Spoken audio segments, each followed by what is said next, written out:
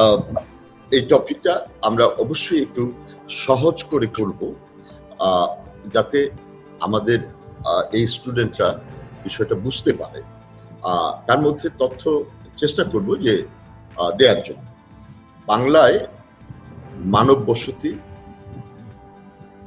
কখন হয়েছে, কিভাবে হয়েছে, এবং এই সংস্কৃতিগুলো একের পর এক কিভাবে বিকশিত হয়েছে, এটা বোঝার জন্য প্রথম বিষয় হচ্ছে মানুষ ভূমিতে বসবাস করে।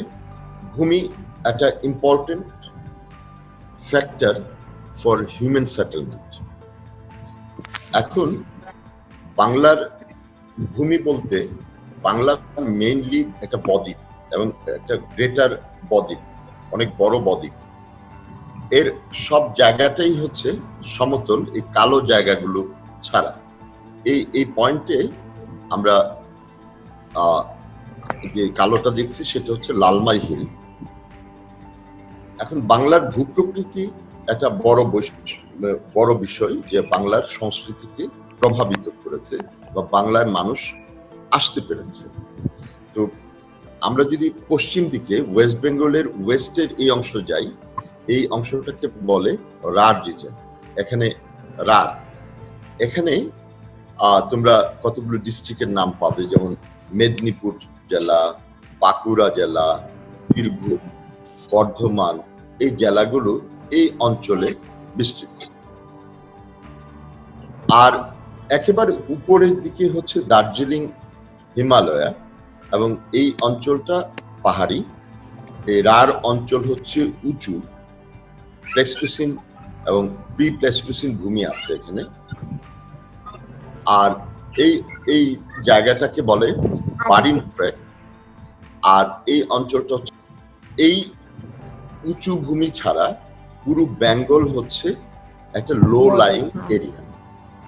আর এখানে আমাদের যে যশোর, কুষ্টিয়া যে অঞ্চলটা আছে, এটাকে বলে মেচু ডেল্টা, অর্থাৎ পরিণত ডেল্টা। অর্থাৎ এই ডেল্টা আর কখনো মানে পরিণত ভাবটা আর কখনো শেষ হবে না, ম্যাচিউরড হয়ে গেছে, ম্যাচিউর ডেল্টা।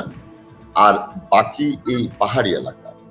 তো আমরা যদি মানুষের আদি বসতি বলি, তাহলে এই টোটাল জায়গাটাই, এই পাহাড় এবং উঁচু ভূমিটা ছাড়া টোটাল জায়গাটাই ছিল পানির নিচে। এখন আমরা গত ক্লাসে বরফ যুগের কথা বলেছিলাম। তো বরফ যুগ তো হিমালয়ে এসছে। তো হিমালয়ে আসার কারণে হিমালয় থেকে বরফ গলে যে পানির প্রবাহ তৈরি হতো, সেই প্রবাহ দিয়ে গ্রাজুয়ালি এই গঙ্গা বা কুশি, বা তখন তো নদীও ছিল না, অর্থাৎ আস্তে আস্তে ভরে ভরে আমরা দেখি যে বাংলার এই ভূমিরূপটা তৈরি হয়েছে। ফলে এই যতই বাংলার ভূমিরূপ ডেভেলপ করছে গ্রাজুয়ালি, সংস্কৃতিও গ্রাজুয়ালি ডেভেলপ করছে এবং কালচারাল পরিবর্তনগুলো হয়েছে। ফলে ভূমিরূপ একটা ভাইটাল ফ্যাক্টর বাংলার সংস্কৃতি বোঝার জন্য। এবং আমরা যদি লক্ষ্য করি তাহলে দেখব যে প্রাগৈতিহাসিক মানুষ বলতে হচ্ছে সেই মানে লোয়ার প্যালোলিথিক, মিডল প্যালোলিথিক, আপার প্যালোলিথিক, মেসোলিথিক, এই যে মানুষেরা শুধু এই পাহাড়ি এলাকায় বসবাস করেছে, অন্যত্র বসবাস করে। কেননা এই যদি তারা বারিন ট্রেকে আসতে হয়, তাহলে এরকম একটা ওশেন লাইক জায়গা ক্রস করে তাকে আসতে হবে। আবার মধুপুর ট্রেকে আসতে হলো, এটা যদি সমুদ্র থাকে তাহলে এরকম একটা বিশাল জায়গা ক্রস করে তাকে আসতে হবে। ফলে আমরা এই জায়গায় কিন্তু সেই লোয়ার প্যালোলিথিক বা প্লেস্টোসিন মানুষের সংস্কৃতি বা কি বলবো, নিম্ন প্রস্তর, মধ্যপ্রস্তর বা উচ্চ প্রস্তর যুগের মানুষের সংস্কৃতি বারিন ট্রেকে বা মধুপুর ট্রেকে বা লালমাই হিলে বা দার্জিলিং এর এই এলাকায় পাই। যা পাচ্ছি এই রাঢ় অঞ্চল, তাহলে রাঢ় অঞ্চলে আমাদের যে হাতিয়ারগুলো আছে, যে ইকুইপমেন্ট নিয়ে গত ক্লাসে বলেছিলাম, উইদাউট ইকুইপমেন্ট মানুষ কিন্তু তার খাবার নিতে পারে না, বা হাতিয়ার ছাড়া মানুষ কিছু করতে পারে না। ফলে আমরা দেখি যে এই রাঢ় অঞ্চলে মেদিনীপুর থেকে শুরু করে এই বীরভূম বর্ধমান পর্যন্ত এই পুরো জায়গাটায় মানুষ প্রথম এখানে বসবাস করছে। এখন প্রশ্নটা হচ্ছে এই জায়গায় কেন? এর পশ্চিমে আমরা এই অঞ্চলটা পাহাড়ি, বিহার, সাউদার্ন বিহার, তারপরে হচ্ছে মধ্যপ্রদেশ, তারপর ওয়েস্টার্ন ঘাট, মহারাষ্ট্র ইত্যাদি সবই আছে। ফলে এই যে পাহাড়ি এলাকা, এই পাহাড়ি এলাকায় প্রায় 2.5 থেকে 3 লাখ বছর আগেই ভারতে, বা এরও আগে আমরা যদি কাশ্মীরের পটোয়া রিজন কে চিন্তা করি, আরো আগে মানুষের আগমন সেখানে রয়েছিল, এবং সেখান থেকে মানুষের বিস্তৃতি ঘটেছিল টোটাল সাউথ ইন্ডিয়াতে। আমি গত ক্লাসে বলেছিলাম বরফ জোন, হিমালয় থেকে উত্তর দিকে হচ্ছে বরফের প্রবাহ, কিন্তু সাউথ কিন্তু বিষুব রেখার কাছাকাছি, শ্রীলঙ্কার উপর দিয়ে বিষুব রেখা গিয়েছে। ফলে এই বিষুব রেখার পাশ দিয়ে কিন্তু এই সাউথ ইন্ডিয়া পড়ে। ফলে এই অঞ্চলটা ছিল কম বেশি উষ্ণ, যে কারণে প্রাগৈতিহাসিক মানুষের মাইগ্রেশন ছিল ভারতে, আর এই পাহাড়ি অঞ্চলে মাইগ্রেট করে বাংলার এই রাঢ় বা উঁচু ভূমিতে।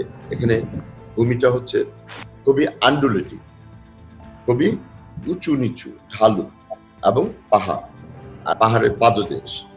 আরেকটি বিষয় এখানে মনে রাখতে হবে, মানুষ তার বেঁচে থাকার জন্য আর্লি স্টেজে, প্রাগৈতিহাসিক পিরিয়ডে, তার প্রথম প্রয়োজন হচ্ছে পানি। এটা যে কোনো প্রাণীর জন্য। আর মানুষ যেহেতু আরেকটা বিষয় লাগে, সেটা হচ্ছে যে তার হাতিয়ারের প্রয়োজন হয়, বা হাতিয়ার সে পাথর দিয়ে বানাবে।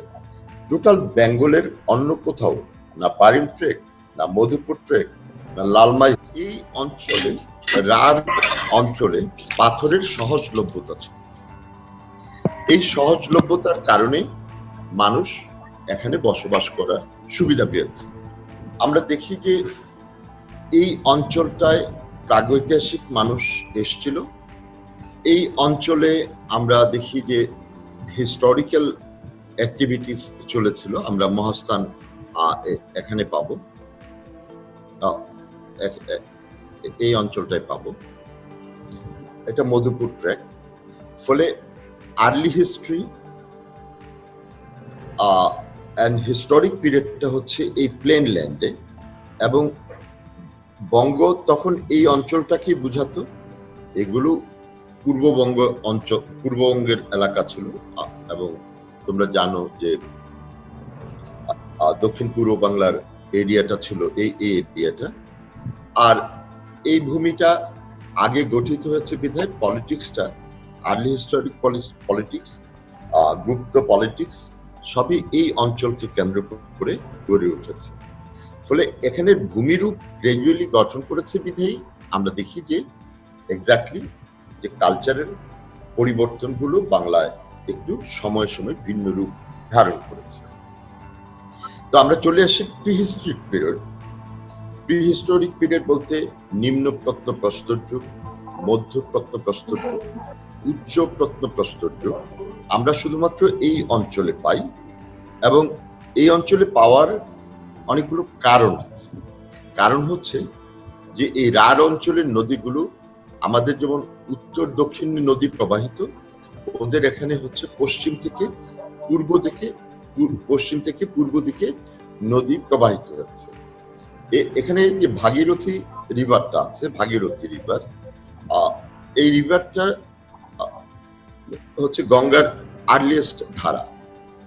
গঙ্গা নদী আগে এখান দিয়ে প্রবাহিত হচ্ছে, তারপর গড়াই দিয়ে প্রবাহিত হচ্ছে, তারপর মধুমতি দিয়ে প্রবাহিত হচ্ছে, পরে বর্তমান ফিচারে চলে এসছে, মানে বর্তমানে যেখান দিয়ে প্রবাহিত হচ্ছে। এখন এই ভূমিরূপটা অনেক পরে গঠিত হয়েছে, যে কারণে প্রিহিস্ট্রিক মানুষ কিন্তু আমরা এই অঞ্চলে পাই না, যা পাই এই উঁচু ভূমি, পাহাড়ি এলাকা এই অঞ্চলে পাই। এখানকার রিভারগুলো, এই যে রিভারগুলো আছে, মানে তারকেশ্বর, শিলাবতী, কংসবতী, অসংখ্য নাম আছে, তোমরা পরে কখনো ম্যাপ থেকে জেনে নিও। এই নদীগুলো কিন্তু এই যখন ভাগীরথীর সাথে মিশে তখন এটা একটু ওয়াইড, কিন্তু যখন পাহাড়ি এলাকায় থাকে তখন এটা খালের মতো, অর্থাৎ এটাকে ডিঙ্গিয়ে যাওয়া যায়। আর এই নদীগুলোতে বর্ষার সময় যখন বৃষ্টি হয় তখন এখানে ফ্লাড বলি আমরা, ফ্লাশ ট্যাঙ্কে চাপ দিলে যেমন প্রচুর পানি একসাথে বেরিয়ে যায়, এই খালগুলো তখন, খালের মতো নদীগুলো তখন উপচে যায়। এই উপচে যাওয়ার কারণেই উপচে যায় এবং 2 ঘন্টা পরই আবার দেখা যায় শুকিয়ে যায়, হেঁটে এই খালের মতো নদীগুলো পার হওয়া যায়।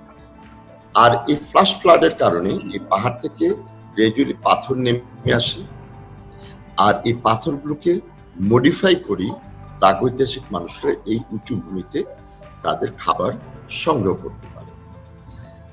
ফ্লাড এরিয়াতে আরেকটি বৈশিষ্ট্য আছে, যেমন এই নদীর উৎসমুখে এগুলো সামান্য অংশ প্লাবিত করে, নদীর 2 পারে হয়তো 1 থেকে 1.5 কিলোমিটার বা 2 কিলোমিটার।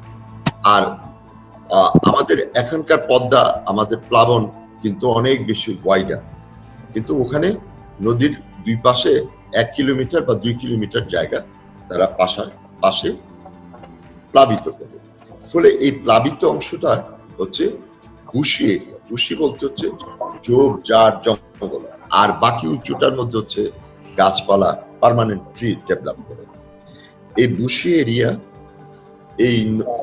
এই খালের মতো নদী, এখানে থাকে অ্যাকুয়াটিক ক্রিয়েচার, মাছ, শামুক, কচ্ছপ ইত্যাদি সমস্ত নদীতে যে প্রাণীরা থাকে সেগুলো এখানে অ্যাভেলেবেল থাকে। এর সাথে আমরা দেখি যে গুল্ম লতাগুলো ওখানে জড়িয়ে থাকে, আর গুল্ম লতার মধ্যে পাখি এবং কুমির, বেজি, টিকটিকি, গিরগিটি, এরকম অসংখ্য বুশি এরিয়াতে যে সমস্ত প্রাণী এখন তোমরা দেখো সেগুলো তখন অ্যাভেলেবেল ছিল। ফলে একটা আইডিয়াল প্লেস, এই রাঢ় ভূমিটা ছিল একটা আইডিয়াল প্লেস যেখানে প্রাগৈতিহাসিক মানুষরা দীর্ঘকাল বসবাস করেছে। মেবি 2 লক্ষ, 2.5 লক্ষ বা 3 লক্ষ বছর আগে থেকে তারা এখানে বসবাস করেছে। আমরা এরপরই প্রাগৈতিহাসিক পিরিয়ডের পরে আমাদের সংস্কৃতি, যেটাকে আমরা বলি হলোসিন সংস্কৃতি, সেটা হচ্ছে যেমন মেসোলিথিক কালচার, নিউলিথিক কালচার। তখনও মানুষ হান্টার এন্ড গ্যাদারার। এখন মেসোলিথিক এবং নিউলিথিক এই পাদদেশ, এই পাহাড়ি এলাকা ছাড়াও এখন এটা ম্যাচিউরড, এই অংশটা ম্যাচিউরড হয়ে যায়। এই ম্যাচিউরড অংশ কিন্তু নব্যপ্রস্তর যুগের পাহাড়ি এলাকায় তো আছেই, প্লাস এই ম্যাচিউরড অংশ আমরা মেসোলিথিক সংস্কৃতি এবং নিউলিথিক সংস্কৃতিগুলো পাই। মেসোলিথিকের অন্যতম সাইট হচ্ছে বীরভনপুর, যেখানে মেসোলিথিক সংস্কৃতি এখানে বিকশিত হয়েছে। এখন তোমাদের জন্য একটু কঠিন হয়ে যাবে, মেসোলিথিক সংস্কৃতির মূল হাতিয়ারকে বলে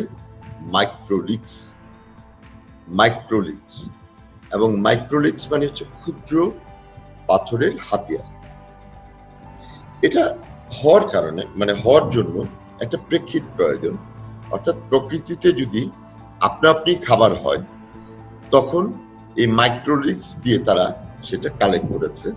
এবং এটা মাইক্রোলিথস কেন হয়েছে এটা যদি বলতে হয়, এটা আমি নেক্সট আরেকটি ক্লাসে আমি বলবো। ফলে ক্ষুদ্র পাথরের হাতিয়ার সংস্কৃতি বাংলায় শুধুমাত্র এই অংশে বিকশিত হয়েছে, বীরভনপুর, বর্ধমান এই অঞ্চলটায় বিকশিত।